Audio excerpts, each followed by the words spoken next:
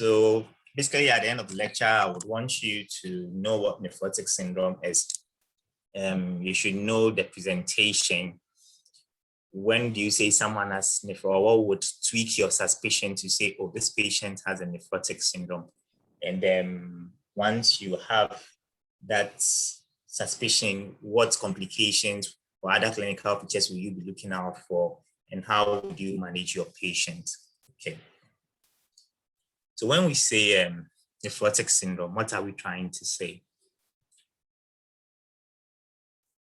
If we can just take our minds back a bit and then remember the structure of the nephron, you know that the nephron has a Bowman's capsule, and in the Bowman's capsule, you have a glomerulus in there. And then usually you have afferent and efferent arterioles, blood coming in, gets filtered, moves from the glomerulus to the Bowman's capsule to your tubules, your proximal convoluted tubule. Then it goes all the way down to the loop of Henle, gets the distal convoluted tubule, collecting that. You remember that that thing, the anatomy and then the physiology about all that. Okay, so when we talk about nephrotic syndrome, our focus is actually going to be on mainly on the glomerulus, okay? Features of the glomerulus, anatomic features of the glomerulus, physiological changes in there. That is what our focus is going to be on, okay? And then, of course, partly the convoluted tubules as well. So we're saying that it's a glomerulopathy, or it's a pathology of the glomerulus. And once this pathology sets in, you are going to leak, or you're going to have massive loss of proteins from your body. And these proteins would appear in the urine. So basically, that is what a nephrotic syndrome is. You're having massive loss of proteins appearing in the urine. You're having about 3.5 grams per day of proteins in the urine when we measure. That is the definition for a nephrotic syndrome. Okay. As we go on, we will know how the patient will leak the proteins. So of course, once you lose this large amount of proteins, ideally, we don't expect that in a day you get more than 50 milligrams of proteins in the urine. For a normal patient in 24 hours, we expect that you have less than 50 milligrams, 50 mg, okay? But then once you have a nephrotic syndrome, then you are going to lose as high as 3.5 grams, okay, which is about 3,500 mg of proteins. You are going to lose that from your system, and we'll find it in your urine, so we call it proteinuria, okay. So once you are losing this proteins, then you are going to have decreased protein in your blood. So we say you have hypoalbuminemia, which means decreased albumin. Of course, you know albumin is part of the protein, so decreased albumin.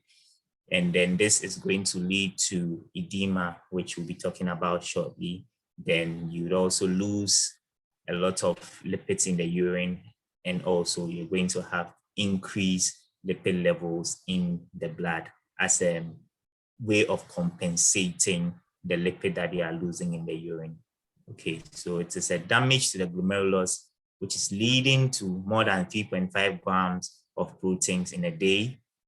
Okay, and we are saying that the usual proteins you should lose in a day is 50 milligrams.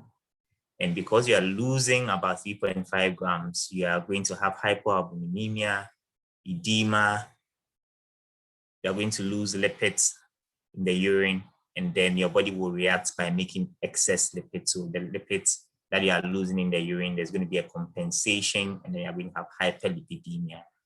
Okay. Also, you can define it by saying when you just take a gram of urine, you have a patient coming to you, don't have 24 hours to measure urine. So you just take a gram of urine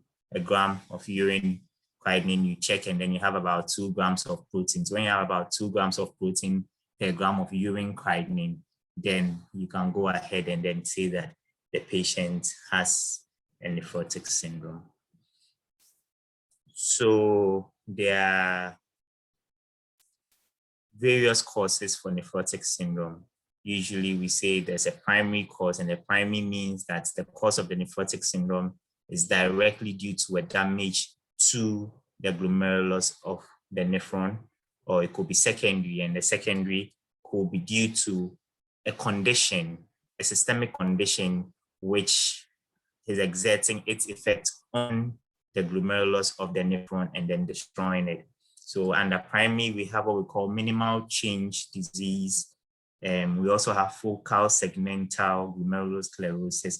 We have membranous glomerulonephritis and hereditary nephropathies. The names they sound big, but then don't be scared. Let's look at this diagram here.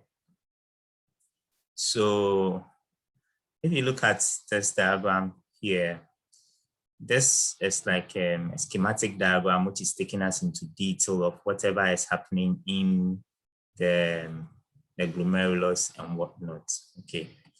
If you look at this first part of the pathophysiology, we say the glomerular capillaries are lined by a fenestrated endothelium, that is 1.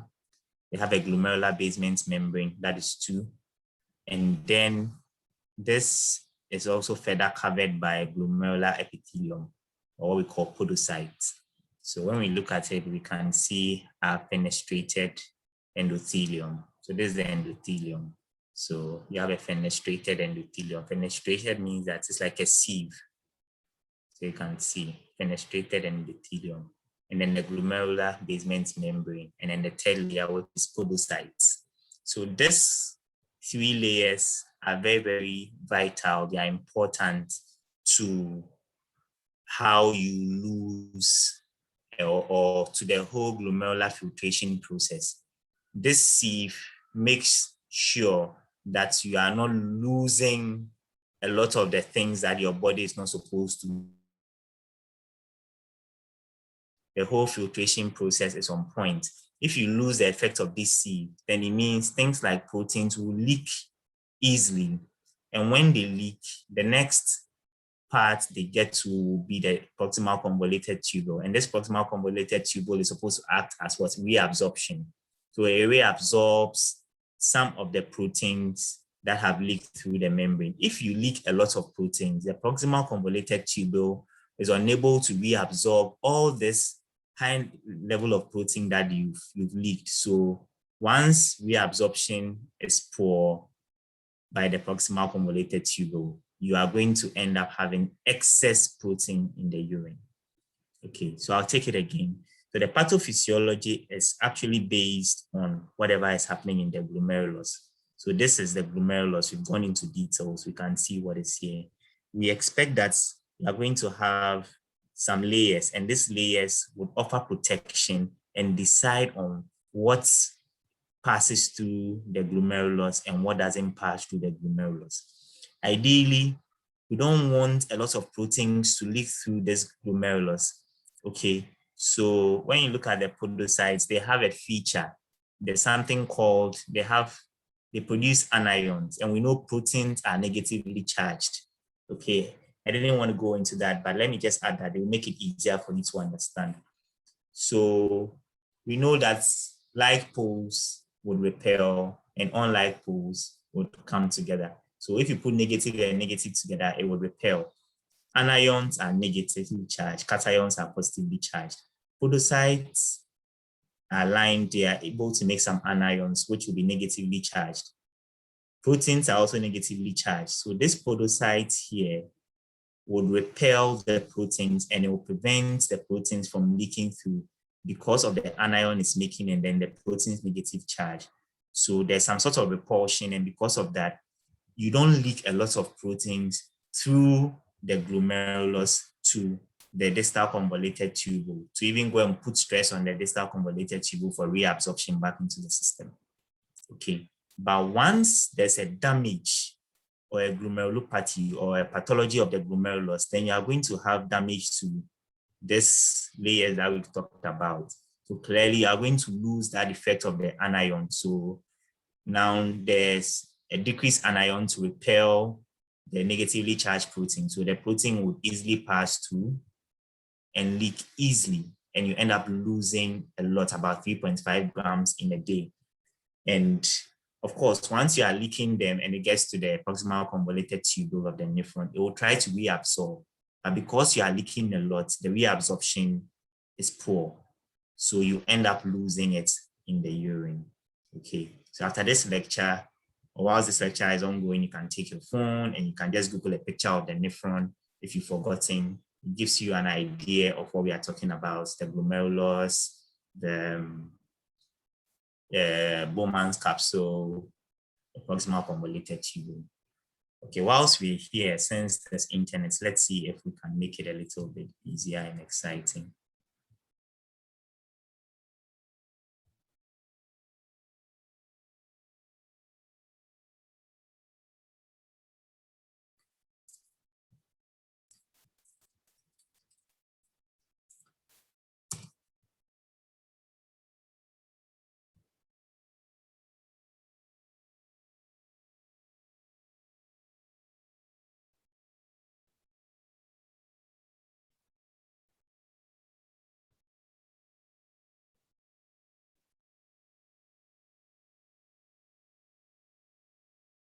Okay, kindly let me know if you can see my screen now. I've projected a diagram of a nephron. So if you can see it, let me know you can see it.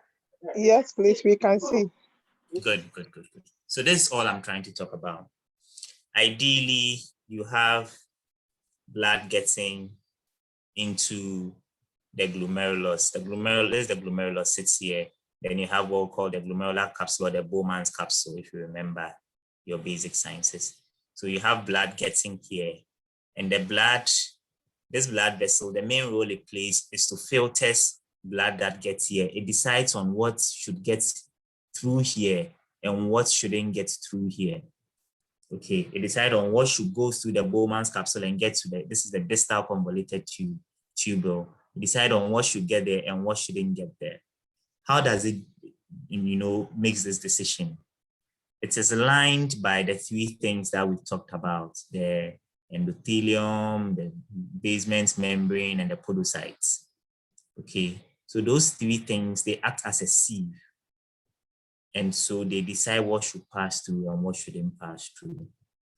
Ideally, if some things are not supposed to pass through, maybe we don't expect to lose proteins, but then we have some proteins being able to escape the whole anion repulsion. The anion repulsion will happen here, where we say that we have podocytes and then they will exert the anionic effects on the protein, so it will repel it. But if a protein is able to go through, then it will end up coming here, which is the proximal convoluted tubule. Then this proximal convoluted tubule will also perform its function by causing reabsorption of the proteins that we don't want to lose. It will cause its reabsorption back into the bloodstream. Okay, so that's how it works. So if you have a damage to these three layers we've talked about, then you're going to have excess protein escaping here.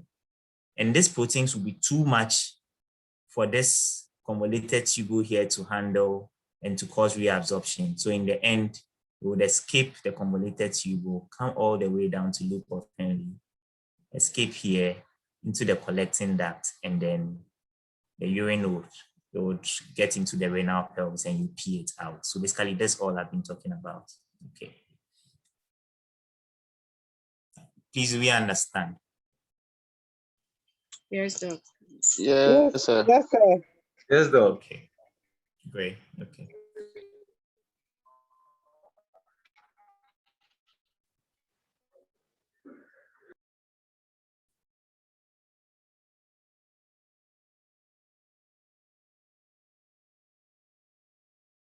So this is very key. Okay. So now that we get this principle, let's come back to what I was trying to explain in terms of the primary. So usually we have about 4 types. You have minimal change. So minimal change, as the name suggests, means that there's some slight change here, there's no any severe damage. The podocytes here are just a little bit effaced, okay, or they've shrunk. So they are unable to perform their activity well. And so you end up leaking proteins. So minimal change, you end up losing proteins. So as compared to the other ones, you realize that minimal change won't be so severe, even though you lose protein, as the name suggests, there's just a slight change, and this is due to effacement of the podocytes. You can have a focal segmental glomerulosclerosis, okay? So it means that some parts or some segment of the glomerulus, not just one part, so patchy segment of the glomerulus will become sclerosed, or they will become damaged, and because of that, you end up losing proteins. Okay, this minimal change, you realize that it won't be in so many places, just some parts, but this focal segmental will find itself in segments of the glomerulus. Okay, then there's also membranous glomerulonephritis, and as you can see, this is also inflammation of the glomerulus, leads to damage of the glomerulus and damage of those 3 layers that we talked about. So you end up leaking a lot more protein. So it's severe than the first 2. And usually the membranous is due to some sort of antibody antigen reaction. It gets deposited on the glomerulus and then it leads to its destruction. And then there are people who are actually born with the nephropathy itself. So we have hereditary nephropathies. Okay. All those Alport syndrome, Fanconi, anemia, all those things. Then, of course, you have secondary, which we know a lot. So when you have diabetes and it affects the kidney, you can end up destroying the layers we've talked about. So the pathophysiology is all about destruction of the layers and leaking of proteins. And this leaking of protein is what is going to cascade into the clinical features we are going to see shortly. Okay, so you can have amyloidosis, of course, will lead to destruction, leaking of proteins. Lupus does the same thing. If you have Hep B, Hep C, HIV, you can get a nephropathy, you can have destruction of the glomerulus. The 3 layers are gone, you leak proteins. Drugs like NSAIDs can cause the same thing. Sickle cell disease can also cause the same thing. Okay. So as you can see, I talked about the 3 layers and I said the damage to any of the above and hence proteinuria. Okay. So now we understand that the 3 layers, parts will become damaged, and because of the damage, you end up losing proteins. So when you lose proteins, the features will start. So losing proteins means you're going to have diminished proteins in the blood. So you're going to have hypoalbuminemia. And this hypoalbuminemia would mean that, you remember we said, when you lose proteins, the oncotic pressure will decrease, and decreased oncotic pressure will lead to edema. When we're talking about 2 types of edema, we said there's increased hydrostatic pressure, and then, or 2 causes of edema. We said increased hydrostatic pressure when the pressure in the vessels go up, or decreased oncotic pressure when you lose a lot of proteins. Then you are going to end up leaking fluid into the interstitium and you develop an edema. So that is what happens here. You're going to develop an edema, and this edema is because you've lost a lot of proteins. So there's decreased oncotic pressure, and this is what we call the underfill hypothesis. Or because the kidney is becoming damaged, you are unable to excrete sodium. So you have sodium retention, and as you know, wherever sodium goes, water will follow. So the sodium retention would predispose you to, accumulation of fluid, and this is what we call the overfill hypothesis. Okay, so edema in nephrotic syndrome is explained by underfill hypothesis, which is due to what's decreased oncotic pressure, and overfill hypothesis, which is equal to increased hydrostatic pressure. Okay, so how would this present? In children, they will usually have edema of the face and all that, but we're talking about, and it will end up spreading everywhere. They have an asaka. In adults, usually they have periorbital edema, so edema around the eyes, and dependent edema, so the feet and all that will swell up. Okay, as you can see, and then the urine may become foamy because of the proteins in there. Because you are losing a lot of proteins, your body's proteins, some of them are, used for immunoglobulins and all that. So when you lose a lot of proteins, it means you are losing your immunoglobulins and it will predispose you to infections. You become immunocompromised, as you can see. Okay. And also, one of the other things is that because of the edema, it creates some sort of medium. There's fluid, and bacteria likes fluid and whatnot. So it creates a medium for an infection. Okay. And also, this nephrotic syndrome will lead to a decreased ability to be able to kill bacteria, a decreased bactericidal activity. And that is clearly going to lead to infection. As part of the management, we give something to suppress the inflammation. So immunosuppression will be used for management. And this immunosuppression, as you know, would predispose you to infections. Because you are going to lose a lot of proteins and then all that in the urine, your liver would react. We know the liver makes proteins. So because you are losing proteins, your liver will react. So this reactive hepatic protein synthesis will lead to excess production of lipoproteins. And we know what lipoproteins will do. Your LDL, HDL, means you are talking about lipids. So these lipoproteins will lead to an increased level of your lipids, and this will predispose you to developing atherosclerosis.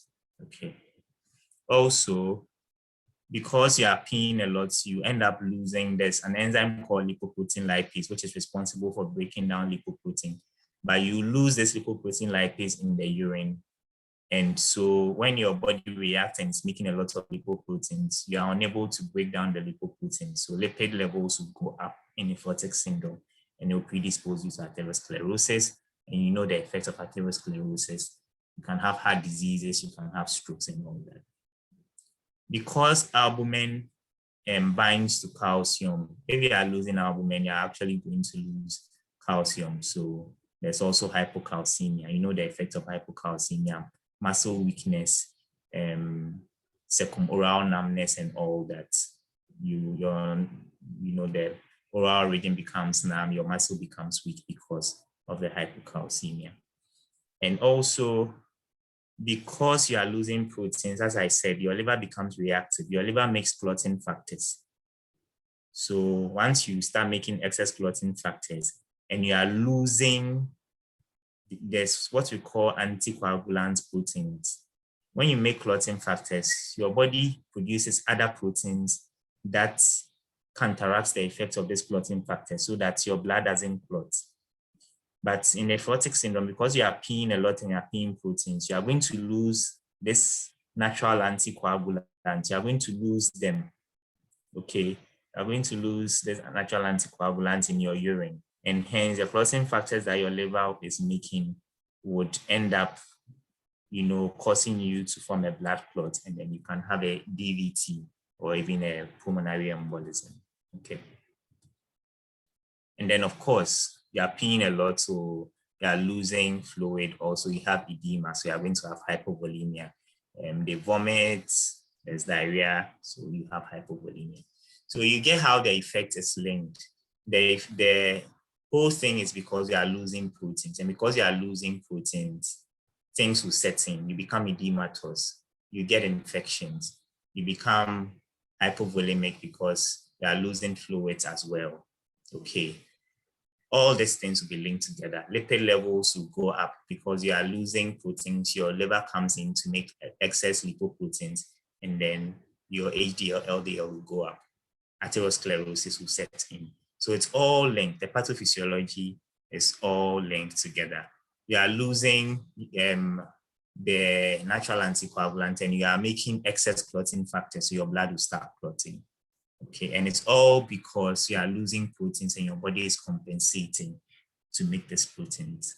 How do we investigate? Of course, we do a urinalysis. You can assess the proteins in the urine, as we said. You can check the level of proteins. Proteins of more than 3.5 grams in 24 hours is suggested.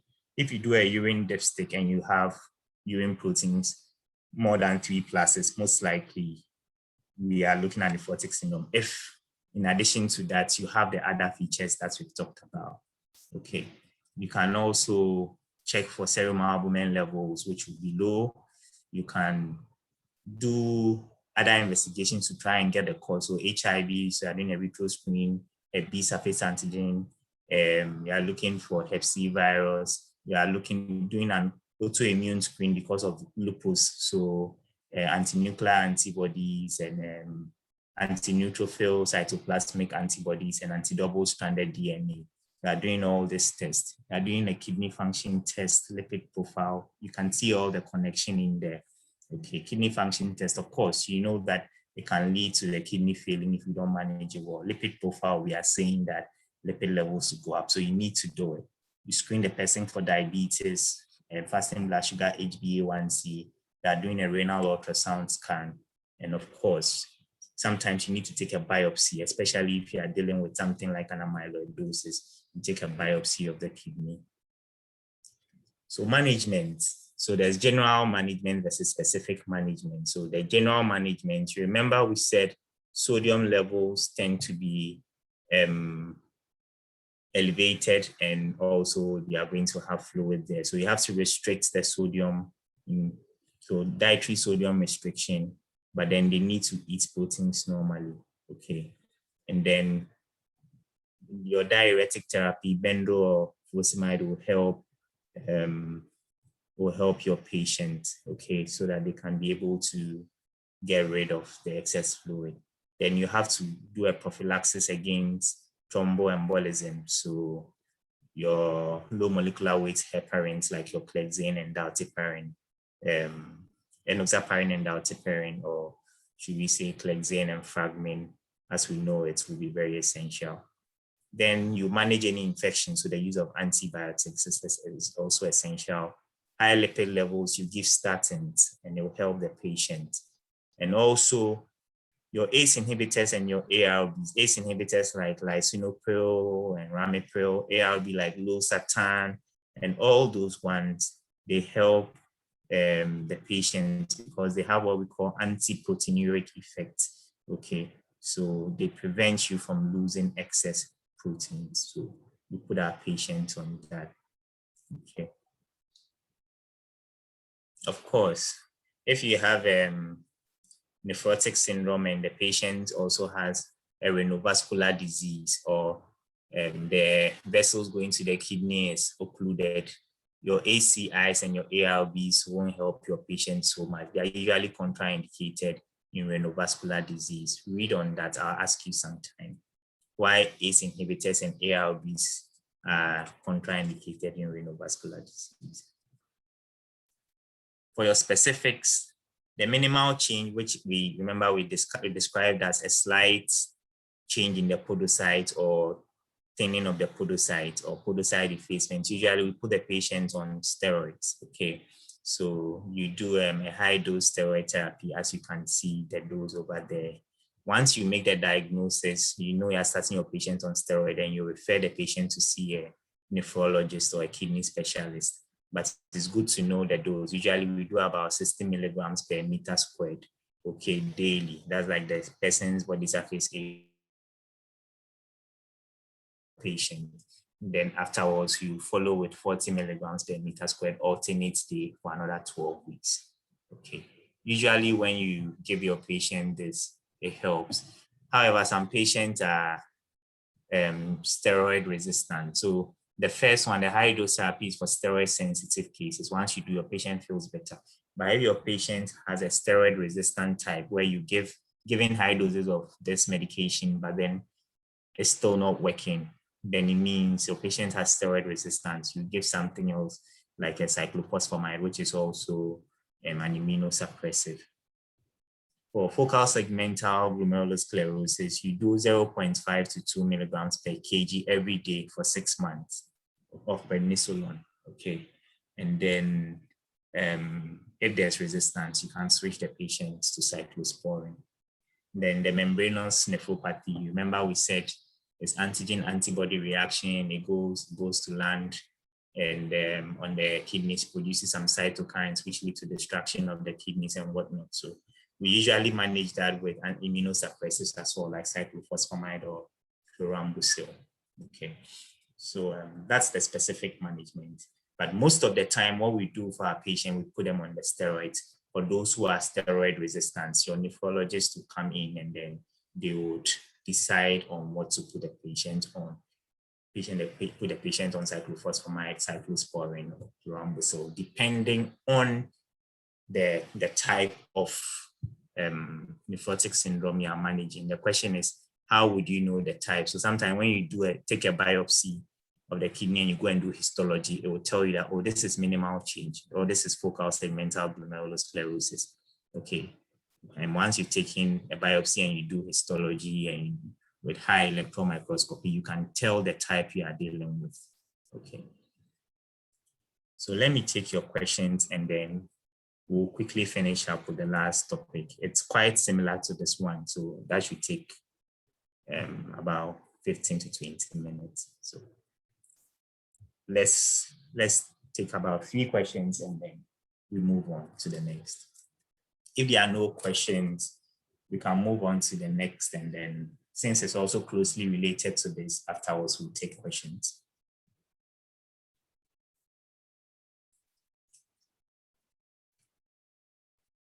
But were we following? Yes, you get sir. the Yes, sir. principle Yes, sir. behind it? Yes, sir. We were. Yes, sir. Great, great. Do you get the principle behind it, or it was difficult? So it's okay. Okay. Okay, sir. We'll read more later. It's not Great, We'll great, read great, more not later. difficult. great, great. Hello? So just Hello, so sir. just yes, hi. Yeah, sir, I want to find out, like, is there a possibility that pregnant women, you can just do this urinary and you get +1, which is still indicate that the person don't still have any infection and it's normal? Okay, you can do a urine area and you get +1 of what? Protein. Protein, okay. So +1 proteins, basically proteins are not a direct indication of a urinary tract infection. Do you understand? That's Okay. I'm sure your question is related to UTI in pregnancy.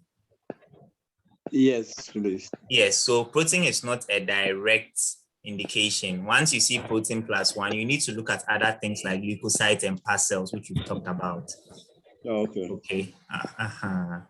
But in pregnant women, you should be more careful. I'm sure Dr. Adedu will take you through preeclampsia. So once BPs are going up and you are getting urine proteins of more than 2+, then you make a diagnosis of preeclampsia, and then of course that one too comes in there. So Dr. Adedu will take you through that. So that is the reason why when usually pregnant women go to A&T every time, we take their urine and check protein for them, because we want to be sure that their proteins isn't going up and also their BPs aren't going up, basically. So that's like a different thing altogether. Hello, sir. Yes. Will you say in a situation where maybe somebody or you do a urinary for someone and you see maybe even protein +1, it is abnormal? That's what I'm saying, that protein +1 alone doesn't mean anything. Doesn't mean that your lab is abnormal. Okay. Yeah, So I was thinking of maybe if you take in, maybe somebody might take in a high protein diet. Protein diet.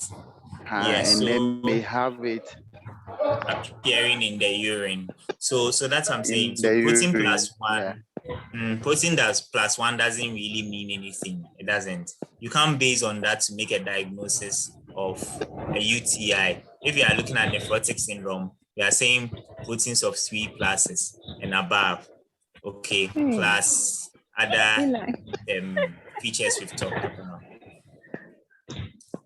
All right. So yes. So sir, the urine protein of greater than 3.5 grams per day. If the person comes showing all signs of maybe an general edema and all that, periorbital puffiness and all that, and you have seen this person, even by looking at the person clinically, you can see that this person is having what do you call it, a nephrotic condition. How will you measure? Do you have to still do the measurement together, maybe 3.5, before you know that this person has this condition? And how do you measure this per day? Okay, so in terms of the measurements, you usually leave it for the lab people to come and take the sample and then run it through and then check the quantity of the protein. Clinically, what we do is once they come, after you've picked up your features and you can see the anasaka and whatnot, which is pointing you to that, you can go ahead and just do a urine dipstick where you don't have to measure in grams. You put your urine dipstick, and once you are getting 3 classes or more, that is enough. Okay. But then it's always good for you to do a formal test after you've done your dipstick. So the formal test will be measuring the quantity of the proteins. Okay. If you think that measuring in 24 hours will be very stressful and all that, because it means that they have to come every time the patient pees, you are collecting all the patient's urine over that day to go and test, which can be done. But if you think it will be stressful, then you can do a single measurement, which is the 2 grams of protein per gram of urine creatinine. So when you take the sample of the urine and then you are checking the proteins in there, you can relate the protein quantity per gram of urine creatinine. And if it's 2 grams or more, then you can say the person has a nephrotic syndrome. Do you understand? So that one, you wouldn't need to gather urine over 24 hours. Okay, sir. Yes, you're welcome. And of course, once the patient comes with the swelling and all that, you need to do a BE and creatinine as well in addition. Okay, because that will point you to, sometimes the patient has come with swelling, you are thinking nephrotic syndrome. Your proteins come and your proteins are not so high. But however, your BE and creatinine comes and it's very deranged, and it tells you that your patient has a chronic kidney disease instead, which is something that is more commonly seen in adults looking at the hypertension and diabetes and whatnot. Do you understand? So it's something, it's a topic we'll discuss later. Thank you, sir. Hello, sir. Hello, sir. Hello, sir. Yes, please. Hello, sir. Can go ahead. iPhone, you can go Sir, your voice is far. Your voice is far. Can you hear me? I think the microphone is gone down a bit. Yeah, it's okay now. Okay. Sir, can I go ahead with my question? Yes, Evans, please go ahead. Yeah, my question is, sir, normally when these young children come with a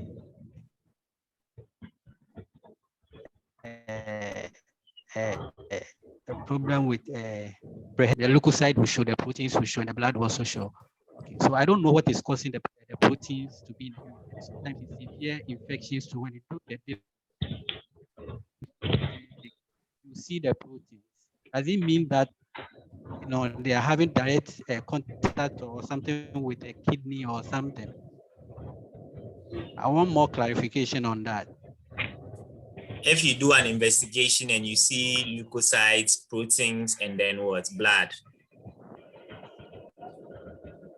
Yes.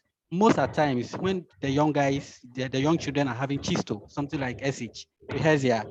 Yes. Yes, you normally see proteins, leukocyte proteins and blood. Yeah. Yeah, so I don't know what is causing the proteins to be in the urine.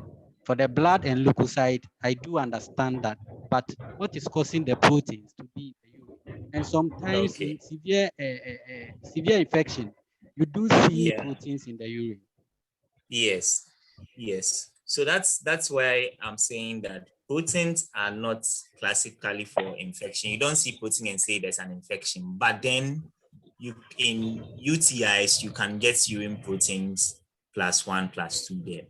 So most of the time when in managing pregnant women, when they come and we do a urine RE or a dipstick and we see urine proteins about +2, and everybody is scared that, hey, maybe can this be preeclampsia? The next thing we'll say is, oh, do a formal urine RE and let's look at leukocytes and past cells. Because if you look at leukocytes and it's present and past cells is present above the normal level, then the proteins could be secondary to the infection. So an infection itself can give you proteins in the urine, but proteins alone is not an indication of an infection. Yeah. You get it? Okay. Okay. Yes, sir. Yes. I think there was one last question, so we'll take care and we'll go. Yes, sir. Yeah. Sir. Yes. Please say, mine is the nephrotic syndrome and the nephrosis, and sort of the last is nephritis. Are they all related? Because they are sort of the same kidney diseases. Okay. So nephrotic syndrome is what we've just talked about. Yes, a syndrome is a constellation of clinical features, signs and symptoms, not just one. So you see from what we've talked about, you can see the constellation of the features. There's hypoalbuminemia, which is leading to edema. There's infection, hyperlipidemia, hypocalcemia. You can see that there are so many things coming together because of just one thing. That's the loss of the protein. Yes, sir. Do you understand? So that is a syndrome. So that's nephrotic syndrome. The next topic we'll be looking at is nephritic syndrome. We'll see the difference between that and nephrotic syndrome shortly. But usually when you hear the word nephritis is a general term for inflammation of the kidney. You understand? So nephritis is a general term. So nephrotic syndrome, remember we said that the membranes are damaged, and of course it's due to an inflammation, and that's why we are giving our steroids. So nephrotic syndrome can be under nephritis. Nephritis is just a broad term, general, it's not specific for inflammation. And nephritic syndrome, which we'll also be looking at, is also some form of inflammation. So that could also be under nephritis. Nephritis, okay. You get it? Yes, sir. When we say nephrosis, it's just a general term. You need to cap it with something else. Okay. What's nephrosis? So hydronephrosis, meaning there's water collected in the kidney. Pyonephrosis, meaning there's pus connected in the kidney. You get it? So that is what it means. So let's touch on nephritic syndrome from here.